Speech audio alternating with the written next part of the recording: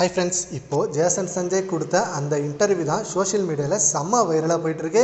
ஏன்னா இயக்குனர் ஆனதுக்கப்புறம் ஒரு படத்தை வெற்றிகரமாக எடுத்ததுக்கப்புறம் இப்போ தான் ஃபஸ்ட் டைம் அவர் இன்டர்வியூ கொடுக்குறாரு. அந்த இன்டர்வியூவில் ஏகப்பட்ட விஷயங்களை ஷேர் பண்ணார். அவரோட ஃபேமிலி தான் அவரோட எனர்ஜி அப்படின்னு சொன்னது மட்டும் இல்லாமல் சில இயக்குனர்களும் சில ஆக்டர்களும் தான் என்னோட இப்போதைக்கு ரொம்ப பிடிக்கும் அப்படின்னு சொல்லியிருக்காரு. நாளை இயக்குனர் நிகழ்ச்சியில் தொடங்கும் புதிய அலை இயக்குனர்களின் புதுமையான மேக்கிங் எனக்கு ரொம்பவே பிடிக்கும். இப்போ இருக்கிறதுல பிரதீப் ரங்கநாதன், அபிஷன் ஜீவன் ஆகியோரோட படைப்புகளை என்னை ரொம்பவே அட்ராக்ட் பண்ணுது.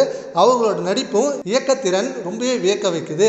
இதை போன்ற திறமையாளர்களை தொடர்ந்து வர வேண்டும், அதில் நானும் ஒருவனாக இருப்பேன் அப்படின்னு சொல்லிட்டு அபிஷன் அண்ட் பிரதீப் ரங்கநாதன் தான் இப்போ அவரே இன்ஸ்பயராக வச்சு ஒர்க் பண்ணிட்டு இருக்காரு அப்படின்னு மாதிரி சொல்லியிருக்காரு.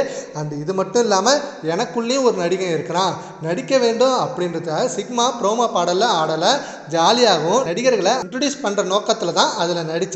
தற்போது என் முழு கவனமும் சிக்மா படத்தை வெற்றி படமாக்குவதில் மட்டும்தான் இருக்குது. படம் வெளியான பிறகு நடிப்பதா இயக்குவதா அப்படின்றத முடிவு செய்வேன்.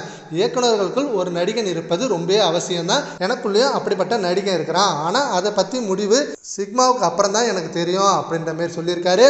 அது மட்டும் இல்லாமல் என்னோட அப்பா முதலமைச்சர் ஆவார்னு எனக்கு தெரியும், ஆனால் நான் அவரோட முதலமைச்சர் பதவி ஏற்பு விழாவுக்கு போகலை அப்படின்னு சொன்னதா ஒரு நியூஸ் வந்துட்டு இருக்கு. பட் இது உண்மையானு தெரியல. ஆனால் முதலமைச்சர் பதவி ஏற்பு விழாவுக்கு ஜேசன் சஞ்சய் வருவார் அப்படின்னு ரொம்ப எதிர்பார்த்தோம். ஆனால் அவர் வராது மிகப்பெரிய ஏமாற்றமாக இருந்தது. சரி, ஓகே ஃப்ரெண்ட்ஸ், இப்போ ஜேசன் சஞ்சய் கொடுத்த முதல் இன்டர்வியூடைய பற்றி உங்கள் ஒப்பீனியனை நம்ம கமெண்ட் பாக்ஸில் கமெண்ட் பண்ணுங்கள். Thank you friends.